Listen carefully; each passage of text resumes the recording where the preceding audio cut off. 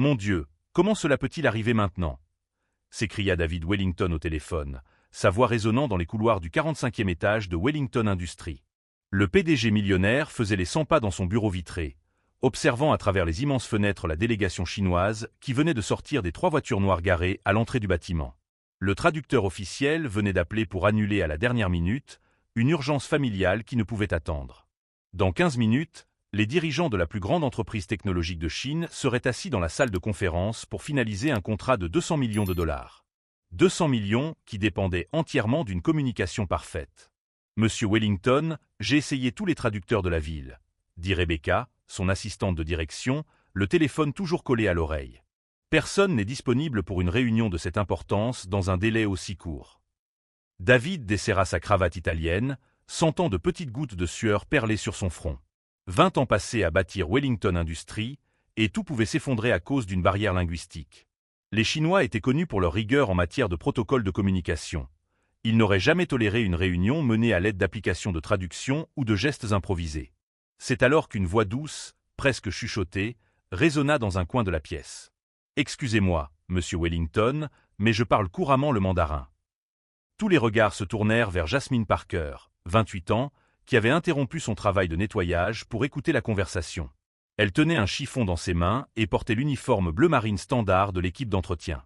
Jasmine travaillait dans les étages de la direction depuis 3 ans, toujours discrète, toujours efficace, toujours invisible pour la plupart des personnes importantes qui circulaient dans ces lieux. Le silence qui suivit fut si profond qu'on pouvait entendre le ronronnement de la climatisation. Rebecca fut la première à réagir, laissant échapper un rire nerveux. « Jasmine, ce n'est pas une blague. Nous parlons d'une négociation internationale de plusieurs millions de dollars. » David l'étudia un instant, comme s'il la voyait pour la première fois. « Vous parlez mandarin ?» demanda-t-il, la voix chargée de scepticisme et d'une pointe de désespoir. « Mandarin, cantonais et un peu de taïwanais, » répondit calmement Jasmine, soutenant son regard sans ciller. « J'ai étudié la linguistique orientale à l'université Howard avant de commencer à travailler ici. » Jasmine avait 28 ans et n'aurait jamais imaginé que 3 ans passés à nettoyer ses bureaux de direction la prépareraient à un moment comme celui-ci. Mais pendant tout ce temps, alors qu'elle essuyait les tables de réunion, elle avait écouté chaque conversation, absorbé chaque stratégie, observé chaque mouvement de ses cadres. Surtout Rebecca. L'expression de Rebecca passa rapidement de l'amusement à l'irritation. « David, tu ne peux pas envisager cela sérieusement. Une femme de ménage pour diriger la réunion la plus importante de l'année ?» Mais David était désespéré. Il y avait quelque chose dans l'attitude de Jasmine, dans la confiance silencieuse de sa voix, qui le faisait hésiter. « Prouve-le, » dit-il brusquement. « Dis quelque chose en mandarin. » Jasmine prit une profonde inspiration et se mit à parler dans un mandarin parfait, sa prononciation impeccable résonnant dans la pièce. WMEHN Rongxing Ning et Zheljiangmian, Xuang WME de Ezuo 8 et Leuli de Jiegu. David resta bouche bée. Même s'il ne comprenait pas un mot, il pouvait percevoir la fluidité naturelle, la confiance et l'autorité dans sa voix. « Qu'avez-vous dit » demanda-t-il, encore en train d'assimiler ce qu'il venait d'entendre. « Que c'est un honneur de vous rencontrer ici et que nous espérons que notre coopération sera mutuellement bénéfique, traduisit Jasmine. C'est une formule de salutation commerciale très respectueuse dans la culture chinoise. Rebecca croisa les bras, clairement mal à l'aise avec la tournure que prenait la conversation. « David, réfléchis bien. Que vont penser les Chinois quand ils verront que tu as amené une femme de ménage à une réunion de direction ?» À ce moment-là, un souvenir traversa l'esprit de Jasmine comme un éclair. 6 mois plus tôt, elle avait trouvé Rebecca dans les toilettes des cadres, en larmes au téléphone, parlant à quelqu'un de cette fille noire qui traîne toujours dans les réunions importantes. À l'époque, Jasmine avait fait semblant de ne pas entendre, mais elle avait retenu chaque mot. Pendant un moment qui lui sembla une éternité, David observa Jasmine. Il y avait quelque chose dans ses yeux. Une intelligence profonde, une dignité silencieuse qui contrastait complètement avec la façon dont tout le monde la traitait au quotidien. Pendant 3 ans, elle avait nettoyé ses salles, écouté ses conversations, appris plus sur le fonctionnement de l'entreprise que la plupart des cadres. « Vous avez 20 minutes pour vous préparer », dit finalement David, ignorant le regard choqué de Rebecca. « Enfilez quelque chose d'approprié et rejoignez-moi dans la salle de conférence. » Alors que Jasmine se précipitait pour se préparer, Rebecca murmura furieusement. Vous avez complètement perdu la tête. Quand cela tournera mal, ce sera la fin de votre réputation. Mais David n'écoutait pas. Pour la première fois depuis des années, Il était sur le point de découvrir que les personnes les plus précieuses sont parfois celles qui passent inaperçues sous notre nez. Ce qu'aucun d'entre eux ne savait, c'est que Jasmine se préparait à ce moment depuis bien plus longtemps que quiconque pouvait l'imaginer. Et Rebecca, avec toute son arrogance et ses préjugés mal dissimulés, était sur le point de découvrir que sous-estimer quelqu'un sur la base de son apparence peut être la plus grande erreur qu'une personne puisse commettre. Si vous aimez cette histoire de dépassement de soi et que vous êtes curieux de savoir comment une femme de ménage peut complètement changer la donne dans une salle remplie de cadres, n'oubliez pas de vous abonner à la chaîne pour découvrir ce qui se passe lorsque le talent rencontre l'occasion de briller. 20 minutes plus tard, lorsque Jasmine est revenue dans la salle de conférence, le silence a été immédiat et gênant. Elle avait troqué son uniforme contre une tenue noire empruntée à la réceptionniste, simple mais appropriée.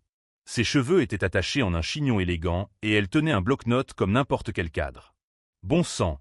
murmura Thomas, le directeur financier, sans chercher à dissimuler sa surprise. « C'est vraiment la même personne. » Rebecca ne prit pas la peine de baisser la voix lorsqu'elle chuchota à l'oreille de l'assistante. « On peut mettre un bijou sur un morceau de charbon, mais ça reste du charbon à l'intérieur. » La délégation chinoise était arrivée à l'heure.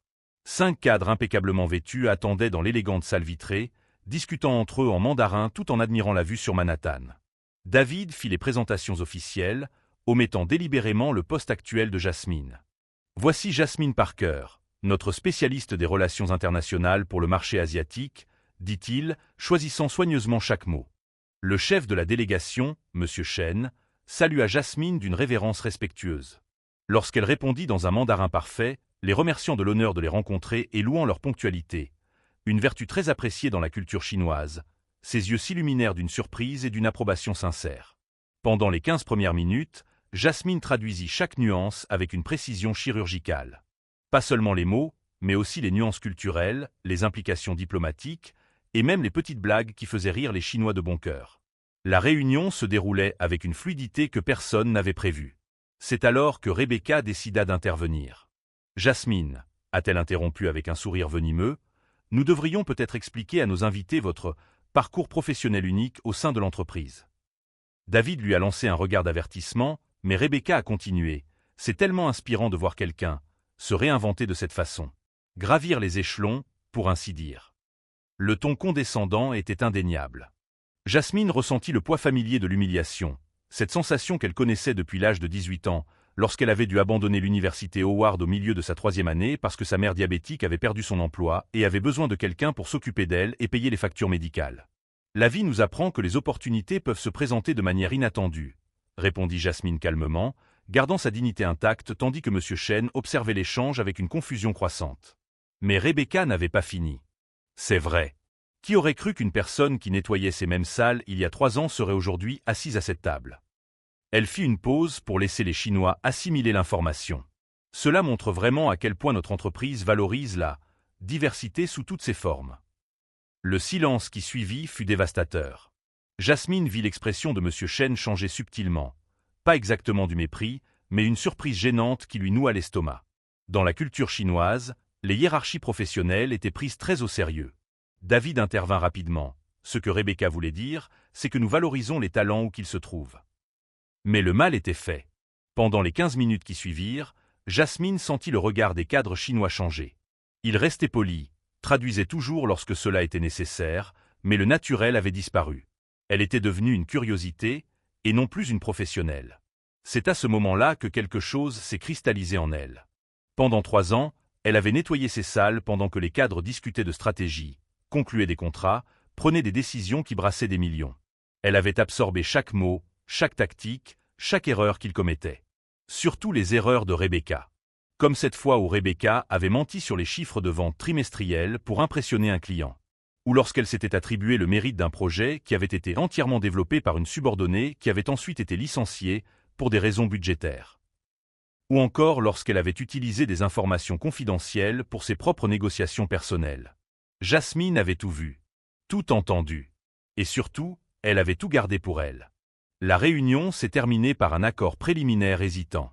Les Chinois ont promis d'examiner attentivement la proposition, ce qui est un code diplomatique pour « peut-être » si nous ne trouvons pas mieux. Lorsque la délégation s'est retirée, Rebecca n'a pas pu cacher sa satisfaction. « Eh bien, c'était intéressant », a-t-elle commenté en rangeant ses papiers avec des gestes exagérés. « La prochaine fois, nous devrions peut-être être plus transparent sur les qualifications de notre équipe dès le début. David était visiblement furieux, mais avant qu'il n'ait pu répondre, Jasmine se leva calmement. « Rebecca, dit-elle d'une voix douce, mais empreinte d'une nouvelle autorité, Monsieur Chen a mentionné quelque chose d'intéressant avant de partir. » Rebecca haussa un sourcil. « Ah bon? Et quoi donc? » Il a dit qu'il était impressionné par ma maîtrise de la langue, mais perplexe quant à la dynamique hiérarchique de la réunion. Jasmine fit une pause, laissant le poids de ses mots s'imprégner. Il a demandé si je pouvais l'appeler plus tard pour clarifier certains aspects culturels de notre présentation. L'expression de Rebecca changea subtilement. Quels aspects? Principalement pourquoi la personne chargée de la traduction n'a pas été présentée comme le responsable des négociations, étant donné que dans leur culture, celui qui parle la langue assume automatiquement la position d'autorité. Jasmine sourit doucement. Il a dit qu'il aimerait mieux comprendre notre structure organisationnelle avant de prendre une décision finale. Le visage de Rebecca pâlit légèrement tandis qu'elle assimilait les implications. Pendant 3 ans, Jasmine avait été invisible. Mais l'invisibilité, elle était sur le point de le découvrir, pouvait être l'arme la plus puissante qui soit, surtout lorsque l'on avait observé, appris et préparé le moment opportun pour sortir de l'ombre. Ce que Rebecca ignorait, c'est que chaque insulte, chaque humiliation, chaque tentative de sabotage ne faisait qu'alimenter quelque chose de bien plus dangereux que de simples ressentiments. Cela créait une stratège qui connaissait chaque faiblesse, chaque secret, chaque mensonge qui circulait dans ces couloirs du pouvoir. 2 heures après la réunion désastreuse, Jasmine était de retour dans son uniforme bleu marine, poussant son chariot dans les couloirs de la direction. Mais cette fois, chacun de ses mouvements était calculé. Pendant 3 ans, elle avait mentalement cartographié chaque conversation importante, chaque secret chuchoté, chaque document laissé négligemment sur les bureaux. Surtout ceux de Rebecca. « Regardez qui est de retour à sa place », commenta Rebecca assez fort pour que tous les cadres dans le couloir puissent l'entendre, tout en discutant avec Jennifer de la comptabilité. Après cette mise en scène pathétique d'aujourd'hui, au moins nous savons où chacun est vraiment à sa place. Jasmine continua à nettoyer, mais ses mains bougeaient automatiquement tandis que son esprit enregistrait chaque mot. Rebecca n'avait aucune idée que pendant ces 3 années passées à nettoyer son bureau, Jasmine avait vu des emails personnels laissés ouverts, entendu des conversations téléphoniques sur la manipulation de contrats et surtout, vu les documents que Rebecca cachait dans le tiroir du fond, des documents sur la concurrence déloyale contre des entreprises plus petites. « Vous savez ce qui me dérange le plus ?» continua Rebecca, clairement en train de se mettre en valeur devant Jennifer. David a vraiment pensé qu'une femme de ménage pouvait sauver une négociation de 200 millions. Comme si 3 ans passés à nettoyer des toilettes la qualifiaient pour s'asseoir à la table des vrais cadres. C'est à ce moment-là que le téléphone de Jasmine vibra discrètement. Un message provenant d'un numéro inconnu, mais rédigé dans un caractère chinois qu'elle reconnut immédiatement. C'était Monsieur Chen. « Mademoiselle Parker, j'aimerais vous parler en privé au sujet de notre entreprise et de vos opportunités futures. Pourrions-nous nous rencontrer demain à 10 h au Café Mandarin, au 42 ? J'ai une proposition qui pourrait vous intéresser. » Le cœur de Jasmine s'est emballé. Il ne s'agissait pas seulement de traduction, mais de bien plus encore. Au cours de la réunion, elle avait compris que M. Chen évaluait non seulement sa maîtrise linguistique, mais aussi son sens des affaires, son attitude et sa dignité sous pression. Ce soir-là, dans son petit appartement de Brooklyn, Jasmine ouvrit un fichier sur son ordinateur qu'elle constituait depuis 2 ans. Ce n'était pas de la paranoïa, c'était de la préparation. Chaque entreprise a ses secrets inavouables. Et 3 années passées dans l'ombre des couloirs du pouvoir lui avaient donné accès à des informations qui pouvaient ébranler des structures. Le dossier « Irrégularité chez Wellington Industries » contenait 63 pages de preuves méticuleusement rassemblées. Des emails imprimés que Rebecca pensait avoir supprimés, des enregistrements d'appels téléphoniques enregistrés par le système de sécurité lorsqu'elle travaillait le week-end, et surtout, des photos de documents prouvant que Rebecca avait délibérément saboté 3 contrats d'entreprise dirigés par des personnes noires au cours des 18 derniers mois. Jasmine avait vu Rebecca mentir à des clients, s'attribuer le mérite de projets développés par d'autres et, surtout, utiliser sa position pour bloquer les promotions d'employés qu'elle jugeait inadaptées à l'image de l'entreprise. Le lendemain, à 10 h pile, Jasmine arriva au Café Mandarin vêtue d'une tenue simple mais élégante qu'elle avait achetée avec ses premières économies de l'université. Monsieur Chen l'attendait déjà, accompagné d'une femme élégante qui s'est présentée comme Lisa Wang, vice-présidente du développement international du groupe. « Mademoiselle Parker », a commencé M. Chen en anglais, avant de passer naturellement au mandarin, « Hier, j'ai remarqué non seulement votre maîtrise de la langue, mais aussi quelque chose de bien plus précieux, votre sang-froid face à une pression inappropriée. » Lisa se pencha en avant. « Notre entreprise étend ses activités en Amérique du Nord. Nous avons besoin de quelqu'un qui comprenne à la fois la culture chinoise et la dynamique des entreprises américaines. Quelqu'un qui ait observé comment les affaires fonctionnent réellement de l'intérieur. Et quelqu'un, ajouta M. Chen avec un sourire perspicace, qui ait la dignité de ne pas s'incliner devant des personnes insignifiantes occupant des postes importants. Pendant 2 heures, Jasmine parla avec aisance des stratégies de marché, des différences culturelles dans les négociations et, surtout, de la façon dont les entreprises américaines sous-estimaient souvent la sophistication des investisseurs asiatiques. Elle mentionna subtilement certaines irrégularités qu'elle avait observées chez des entreprises concurrentes, sans donner de nom précis. Lorsque Lisa lui a glissé une carte de visite, Jasmine a lu « Parker et Associates, Conseil international ».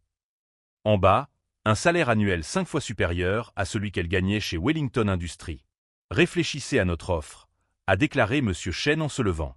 Mais nous avons une condition spécifique. Nous aimerions que vous commenciez par enquêter sur certaines anomalies que nous avons découvertes dans les contrats de Wellington Industries. Il semblerait qu'il existe des preuves de pratiques douteuses qui enfreignent les réglementations fédérales en matière de commerce international. Jasmine tint la carte de visite d'une main ferme. Pendant 3 ans, elle avait été traitée comme un meuble. À présent, 2 des esprits les plus brillants du monde des affaires asiatiques lui offraient non seulement un emploi, mais aussi une alliance stratégique. Il y a une réunion d'urgence chez Wellington Industries demain, dit Lisa discrètement. Nous avons appris que la délégation chinoise a déposé une plainte officielle pour irrégularité contractuelle. Il serait peut-être intéressant d'y assister.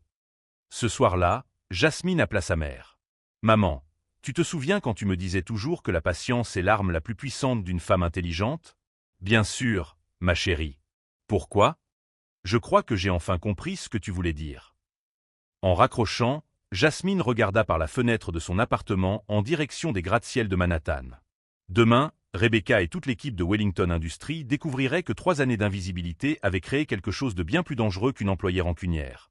Elles avaient forgé une stratège qui connaissait chaque faiblesse, chaque mensonge, chaque secret de cette entreprise. Et contrairement aux cadres qui sous-estimaient les gens en se basant sur les apparences, Jasmine avait appris que la véritable force venait de l'observation, de la planification et de l'action au moment où ses adversaires s'y attendaient le moins. Le lendemain matin, la salle de réunion des dirigeants de Wellington Industries était en effervescence. La tension était palpable.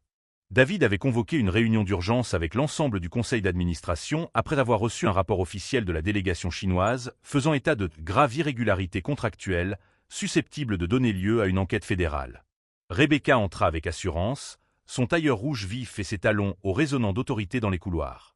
Elle avait passé la nuit à préparer sa défense, convaincue qu'elle pourrait rejeter toute la responsabilité sur la femme de ménage incompétente que David avait convoquée à la réunion. « Bon, commença Rebecca en s'adressant aux 7 membres du conseil d'administration, j'imagine que nous sommes ici pour discuter du fiasco d'hier.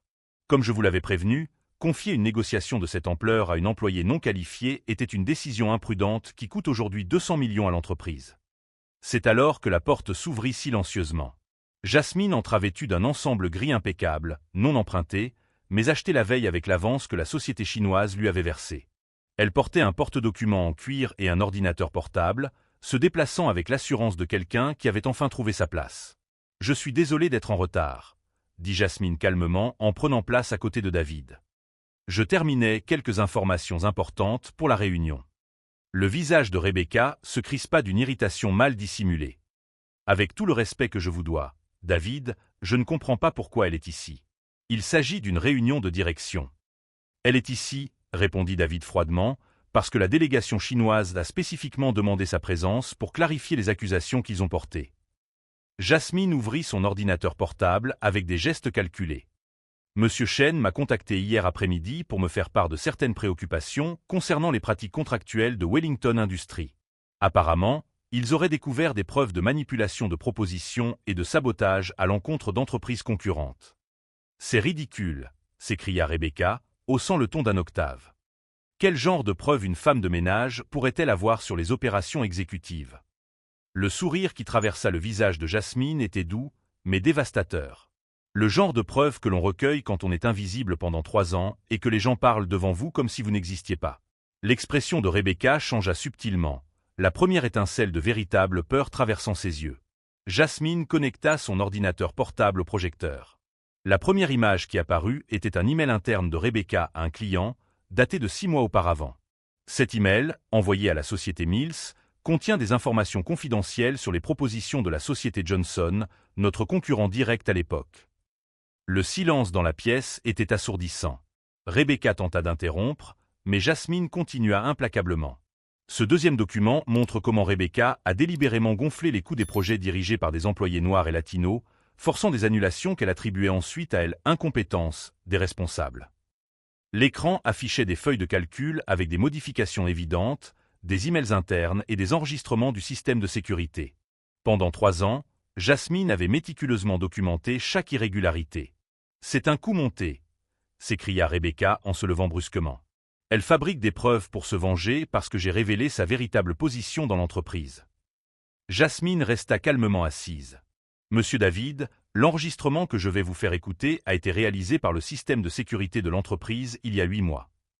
La voix de Rebecca résonna dans les haut-parleurs de la pièce. Nous ne pouvons pas laisser ce genre de personnes penser qu'elles ont leur place dans les salles de réunion de la direction. Il s'agit de maintenir des normes appropriées au sein de l'entreprise. Le visage de Rebecca pâlit instantanément. Elle se souvenait de cette conversation, une discussion privée, avec Thomas sur la nécessité de préserver l'entreprise des éléments indésirables. Et celle-ci, continua Jasmine en montrant un nouvel enregistrement, date d'il y a 2 semaines, lorsque Rebecca a délibérément demandé à la réceptionniste de perdre les CV des candidats dont les noms semblaient trop ethniques. L'un des directeurs, M. Johnson, un homme noir d'une 60aine d'années qui travaillait dans l'entreprise depuis 15 ans, se pencha en avant, l'air sombre. « Rebecca, est-ce vrai ? C'est hors contexte, balbutia Rebecca, des gouttes de sueur perlant sur son front.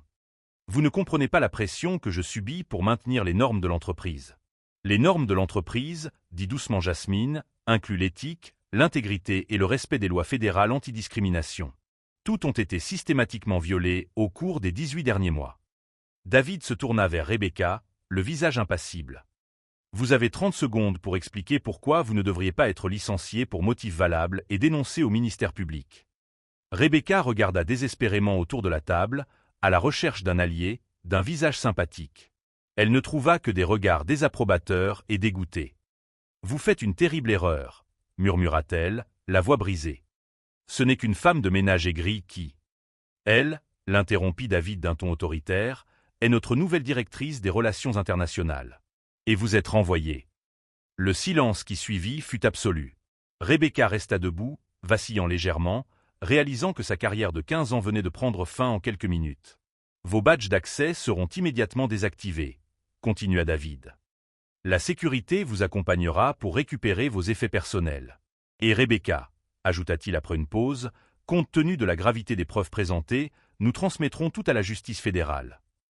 Alors que la sécurité escortait Rebecca vers la sortie, elle lança un dernier regard venimeux à Jasmine. Tu as peut-être gagné aujourd'hui, mais cela ne change rien à ce que tu es vraiment. Jasmine soutint son regard avec un calme imperturbable. Tu as raison. Je suis exactement ce que j'ai toujours été, quelqu'un qui observe, apprend et agit au bon moment. La différence, c'est que maintenant, je suis enfin à ma place. 3 heures plus tard, lorsque la réunion s'est terminée et que Jasmine a été officiellement nommée à son nouveau poste, David l'a appelée en privé. Comment as-tu réussi tout ça? 3 ans de preuves, d'enregistrements, de documents. Jasmine a souri pour la première fois depuis des jours. Quand on te traite comme un meuble, les gens oublient que les meubles ont des yeux et des oreilles. Rebecca a sous-estimé le pouvoir de l'invisibilité et surestimé la valeur de sa propre arrogance. À ce moment-là, en regardant son nouveau bureau avec vue sur Manhattan, Jasmine a réalisé que la meilleure vengeance n'avait pas été de détruire Rebecca, mais de construire quelque chose de plus grand qu'elle n'aurait jamais pu imaginer. L'avenir qui l'attendait serait écrit de sa propre main, et cette fois, personne ne pourrait effacer sa signature. 6 mois plus tard, Jasmine Parker était assise dans son nouveau bureau au 38e étage de Wellington Industries, en train de revoir les contrats qu'elle avait conclus avec des entreprises asiatiques. Son bureau en verre était recouvert de documents en mandarin, cantonais et anglais, des négociations qui avaient déjà rapporté 400 millions de dollars en nouveaux contrats à l'entreprise. Jasmine, la délégation sud-coréenne est arrivée, annonça Jennifer, qui travaillait désormais comme son assistante personnelle. Ils sont impatients de rencontrer la femme qui a triplé notre chiffre d'affaires en Asie en seulement 6 mois. Par la fenêtre, Jasmine pouvait voir la ville qu'elle ne voyait auparavant qu'en tant que femme de ménage invisible. Aujourd'hui, en tant que directrice des relations internationales, elle était devenue l'une des cadres les plus respectées de Manhattan. Son salaire annuel de 300 000 $ avait permis à sa mère de bénéficier du meilleur traitement pour son diabète, et elle avait pu terminer son master grâce à un programme pour cadre de l'Université Columbia. Et la réunion avec Forbes la semaine prochaine? Demanda Jennifer en consultant l'agenda chargé. C'est confirmé, répondit Jasmine en ajustant son blazer bleu marine, non par obligation, mais par choix. Ils veulent parler de mon inclusion dans la liste des jeunes femmes cadres les plus influentes du pays. De l'autre côté de la ville, Rebecca était assise dans le petit appartement qu'elle avait loué dans le Queens après avoir été expulsée de son appartement en copropriété à Manhattan. Les factures de thérapie psychologique s'empilaient sur la table basse, ainsi que des dizaines de lettres de refus d'entreprise où elle avait postulé. L'enquête fédérale sur ces pratiques discriminatoires lui avait valu une amende personnelle de 50 000 $ et l'interdiction d'exercer des fonctions de direction dans des entreprises sous contrat avec le gouvernement fédéral pendant 5 ans. Son nom avait été cité dans tous les grands journaux économiques comme exemple de leadership toxique, ce qui la rendait pratiquement impossible à embaucher.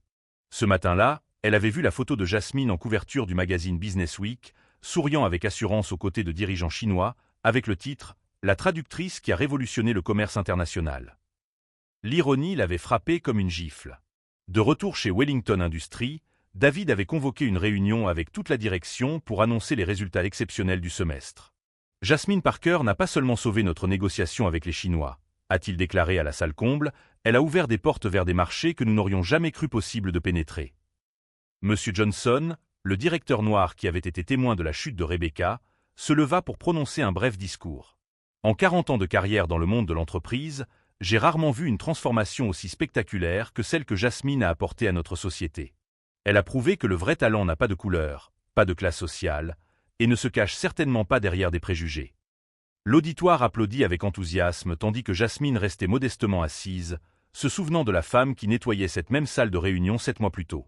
Ce soir-là, dans son appartement rénové de l'Upper East Side, Jasmine reçut un appel de sa mère. « Ma chérie, j'ai vu ton interview à la télévision aujourd'hui. Tu as si bien parlé des secondes chances et de la persévérance.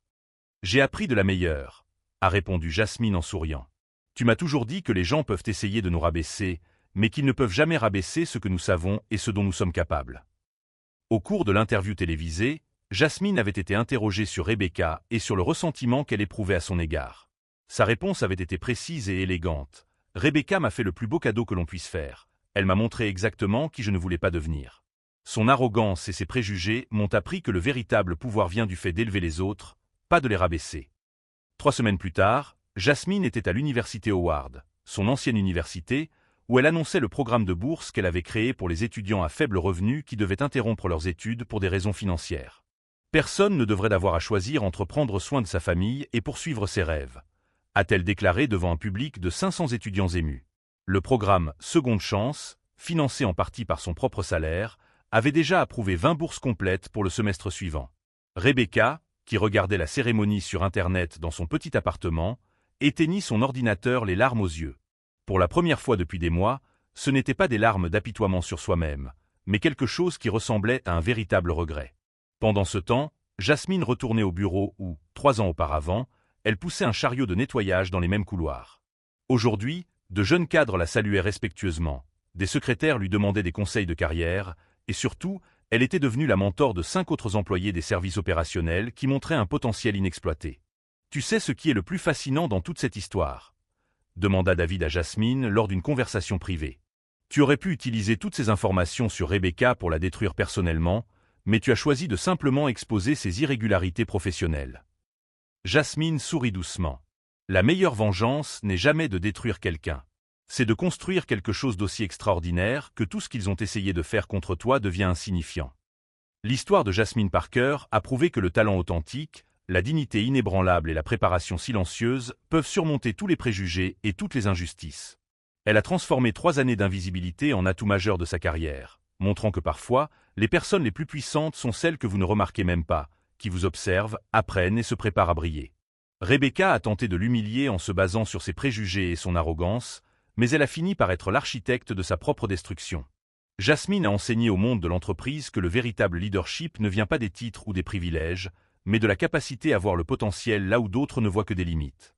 Si cette histoire de dépassement de soi et de justice vous a touché, n'oubliez pas de vous abonner à la chaîne pour découvrir d'autres histoires qui prouvent qu'au final, le talent et la dignité finissent toujours par s'imposer, quels que soient les obstacles qui se dressent sur leur chemin.